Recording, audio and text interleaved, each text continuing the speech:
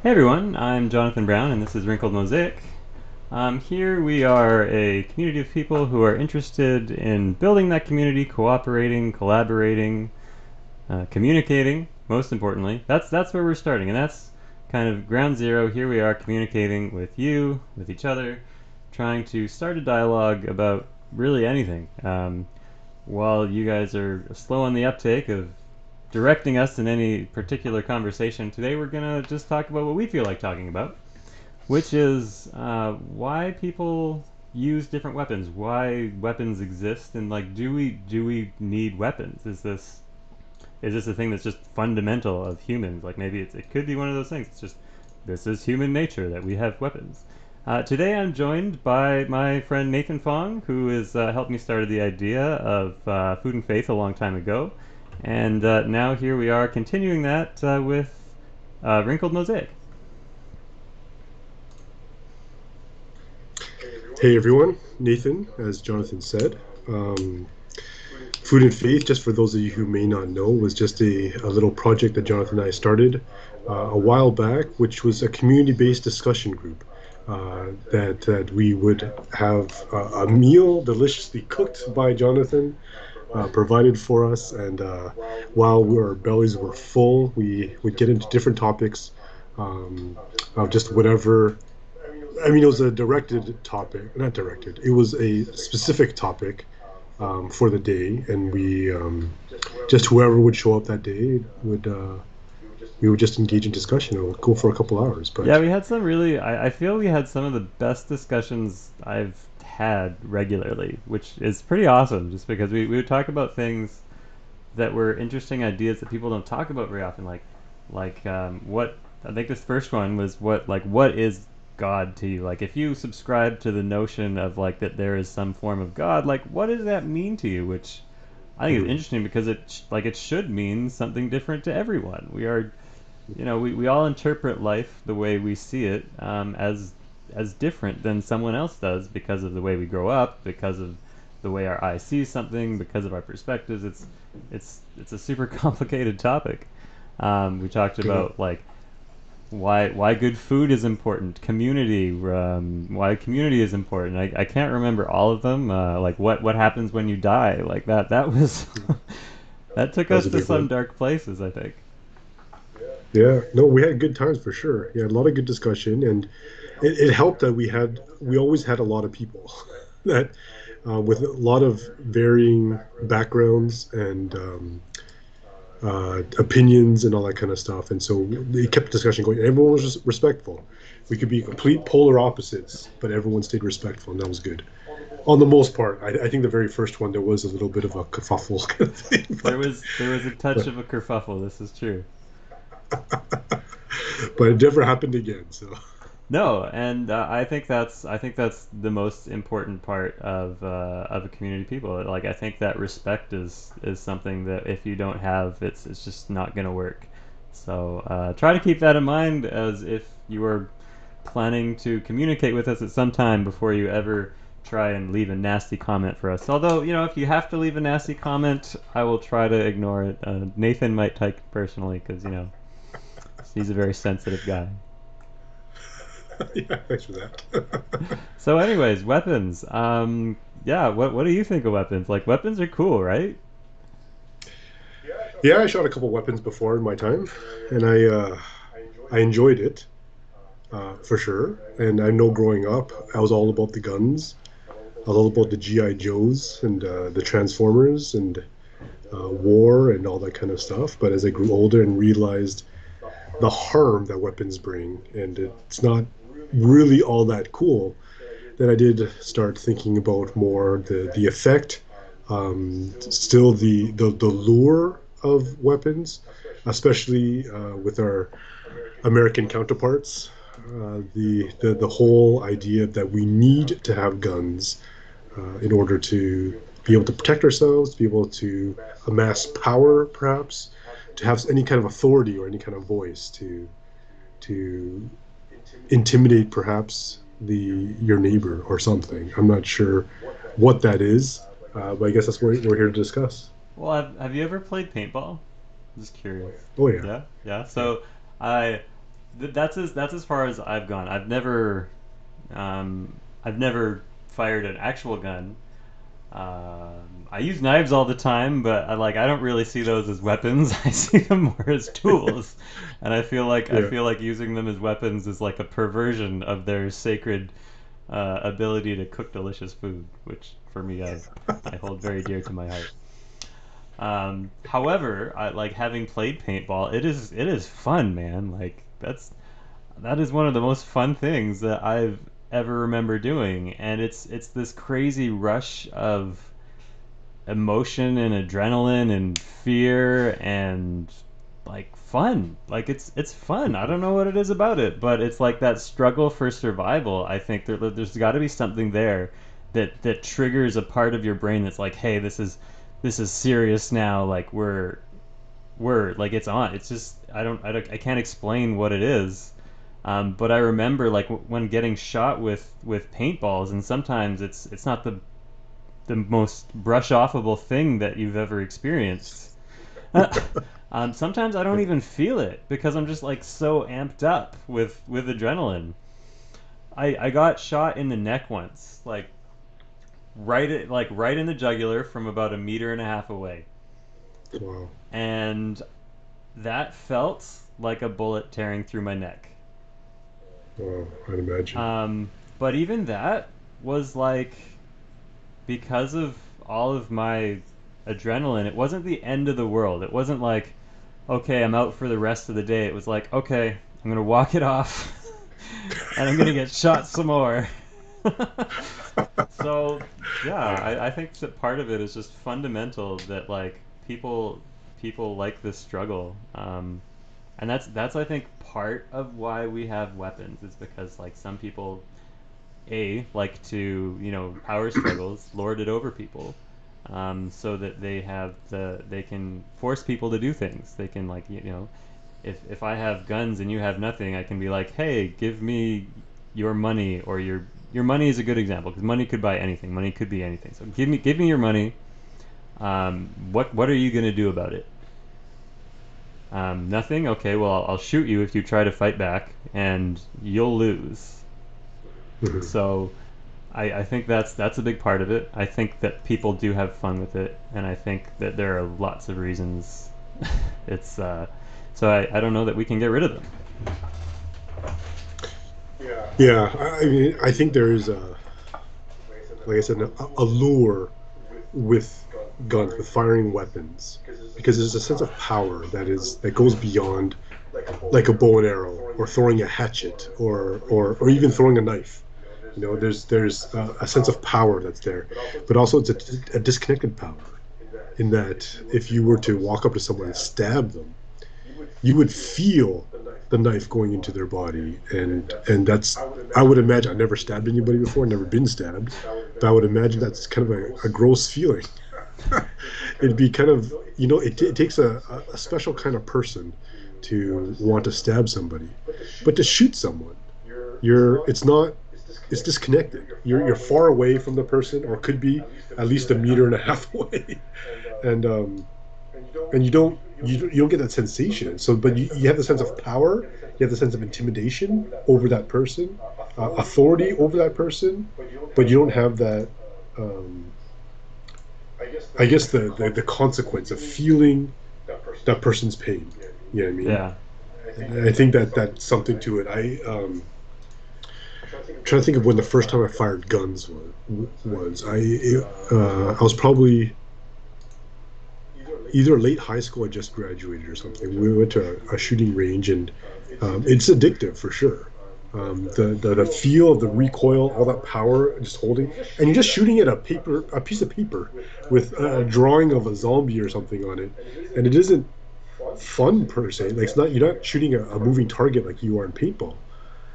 I mean, the activity itself isn't fun, but somehow the sounds, the power that you feel in your hand, all that kind of stuff. It's intoxicating. I was able to shoot a 50 gauge Magnum or whatever it's called, like the Dirty Harry gun. Man alive, that was an expensive shot. Like I think it was like $10 to shoot one bullet, and so we could only afford one clip or whatever. So we had to take turns. We all got one shot each. But when I shot, it was so powerful, uh, I completely missed the target because the recoil. I went so high that I completely missed the target. At least you But admit it's it. just You know, that's very big of you. Yeah. it was embarrassing though. But I don't know if my friends will ever watch this, but they'll attest that it was a pretty bad shot. We have no idea if it went high or low or what, but probably high. But anyways, but it is intoxicating, and there's this feeling that you get that it can't really be replaced by anything else. I think that's part of um, this whole gun culture that has been fostered, um, like in Canada, but I feel like mostly in the States. Yeah, I mean, not to put them down, and also not to put anyone who loves guns down, because I admit that I love guns. In that, I think anyone who ever fires a gun will be like almost instantly intoxicated by just the feeling of kind of raw power, something that again can't be replaced by anything else. And I think we often try to mask that. We try to justify that by saying, "Oh, it's for protection. It's for all this other stuff that we need to have our guns." When uh, there's that comedian, what's his name, Jim Jeffries or something, says the only real argument for wanting guns is "f off. I like guns." That's really the only argument. It's not bad that that's the argument, but it's the only argument that you have, and we just need to admit that.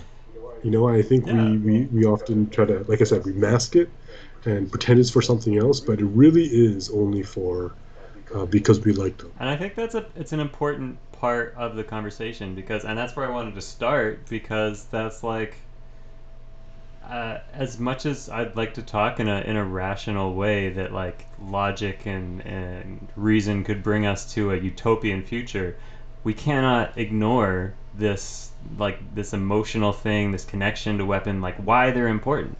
I like to make an argument that if you were to cut the funding on all weapons in the world, you could feed everyone like twice over. You could house everyone twice over.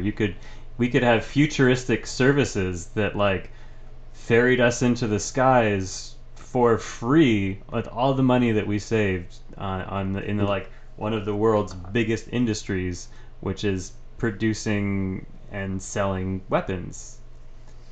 And there's like all sorts of markets for weapons. You can buy weapons anywhere now. Like the internet exists, like black market deals exist, underground markets exist. It's crazy. Like if I want a weapon, it is readily it's like it's there, man. I could probably have a guy courier it to my house in the middle of the night if I paid enough money. Mhm. But I I just I can't help but feel sad that I don't think we can ever rid ourselves of them. I just don't think it's possible. And even if we could all agree that nobody needs weapons anymore, and I think that weapons are awful. I hate weapons. I think a weapon is a tool to inflict fear in the heart of other people, and like Mhm. I think creating fear is a horrible thing to do. Mhm. It leads people down paths where they're going to be unhealthy for their whole lives regardless of how well they're doing or how poor they're doing. If you're afraid of people with weapons, or like not having weapons, or having traumatic like PTSD from weapons being used on you, or having to use weapons yourself, like you were talking about, actually using a weapon against someone is something Mhm. that like some people say there's like no coming back from, right? Like there's, it's like you once you've done that, like what's to stop you? Like where is your moral high ground in certain situations? So I think it's a very tough, like how do we accept that that is true, like this awful thing about weapons is true, and that we could use those resources, we could very badly use those resources, especially as become to like closer and closer to having oil problems and pricing problems and resource problems in an overpopulated world. Like we really don't need to be spending this much money on weapons. Yet ideas are some of the most powerful weapons that like people can use. And if you were to get rid of all weapons, somebody with a good enough idea could probably say something to a small group of followers like, "Hey, why don't we build a couple of super advanced weapons and hold the whole world hostage for whatever we want?" So I think there's certain logic there that like we do need deterrence. Deterrence are necessary. But what should these deterrents look like? That's like, yeah, I don't know. Hmm. Yeah, I think there are two things here. I mean, there's the weapon, the tool that is used to inflict harm and stuff, and then there's the person behind the weapon. Um, I'm not saying that the whole, guns don't kill people, but people kill people, like that whole thing. I mean, I agree to that to a certain point, but um, I mean, you know that guns do kill people. Even you can drop a gun and it can fire and it can kill someone, right? It's designed specifically for killing, um, or inflicting harm. There's, I guess, the problem in that. I mean, there's two things. I mean, like I said, I was talking about the intoxication of being able to fire such a powerful thing. Um, and there's something about that. I mean, when we're kids, we loved firecrackers, watching it explode, and some kids would tie their GI Joes to firecrackers. I thought it was a horrible, horrible waste of perfectly good No, toys. Joe, no. I thought it was. Yeah, I couldn't imagine someone actually doing that, but some kids loved it. They would just tie their weapons or their GI Joes to firecrackers and blow them up because they enjoyed the destruction. And that's something else. I think that some people are, I mean, intoxicated with the firing of the weapons, the literal firing, and the other one is the harm that it can bring, the destruction that it brings. And that, I think, is the bigger problem, that we have these violent tendencies that are just in us. I don't know if we can fully deny or fully change that. They are in us, but we can control it, depending on how much we want to control it, and how often or how we would justify that need for violence, saying that, well, this person hurt me enough that that person needs to be hurt back, that this person deserves to be hurt because of their own actions.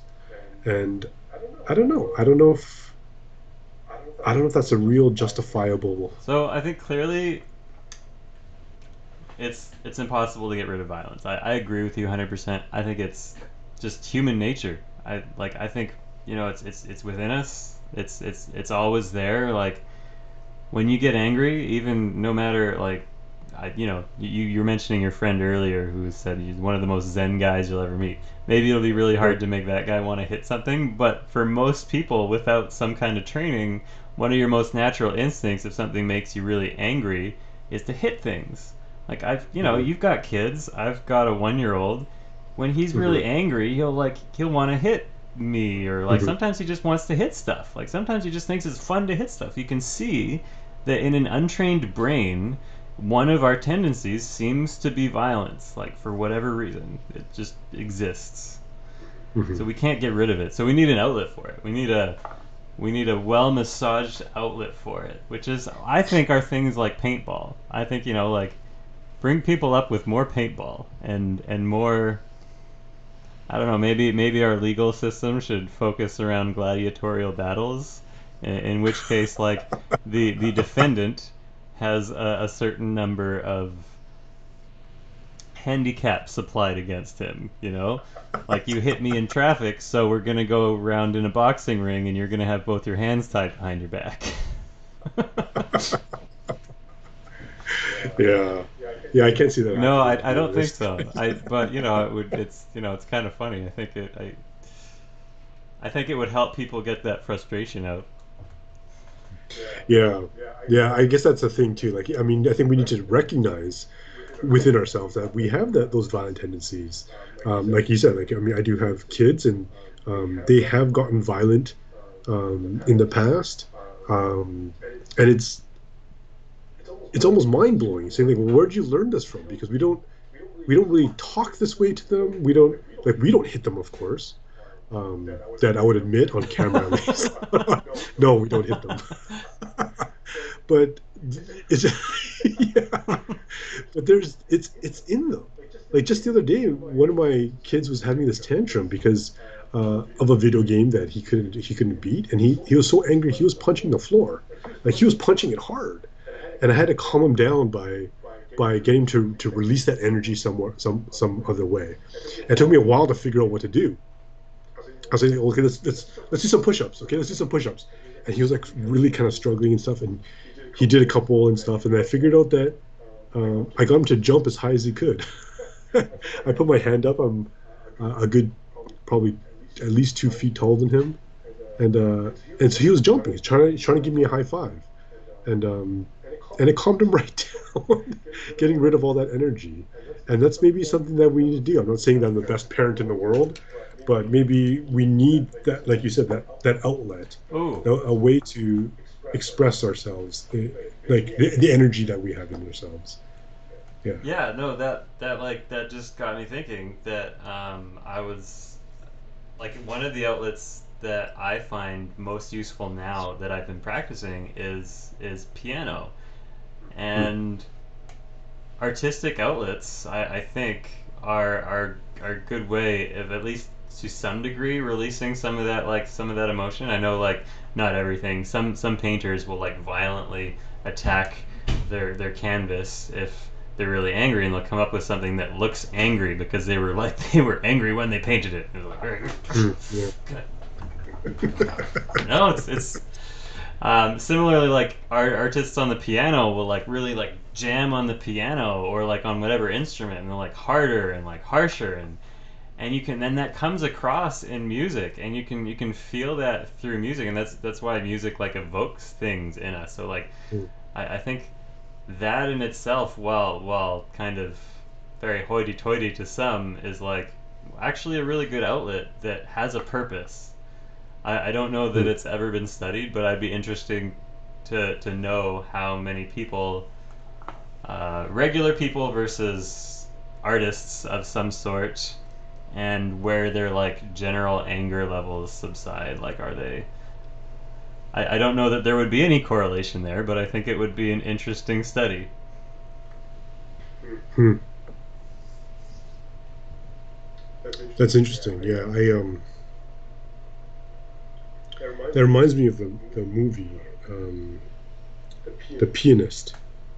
I don't know if you've seen it, but it's about I think a Jewish fellow, I guess, in living in World War II and having to hide. I think first he had to hide his Jewishness, and he was hiding like completely or something. I don't really remember the movie. I found it kind of boring to be honest, Hey, I liked but I that did movie. see it. That was a good movie. Well, I did see it. I wasn't in the right frame of mind to be watching this movie and stuff, but I did see it. I remember there was a scene where it was Adrian Brody, right? I think they call him White Snoop Dogg now. Adrian Brody, I think is the actor's name, but he was playing. He had to stay really quiet, and it was hard for him as a pianist to stay quiet. And then he needed an outlet, and he went and started jamming on the keys, but it was all in his head. The music was in his head. He wasn't actually playing it, but he was kind of air pianoing, I guess you would call it. And there's something about that. I mean, the artistic expression, the need to um, say stuff with your actions. Uh, yeah, I think that is a good outlet.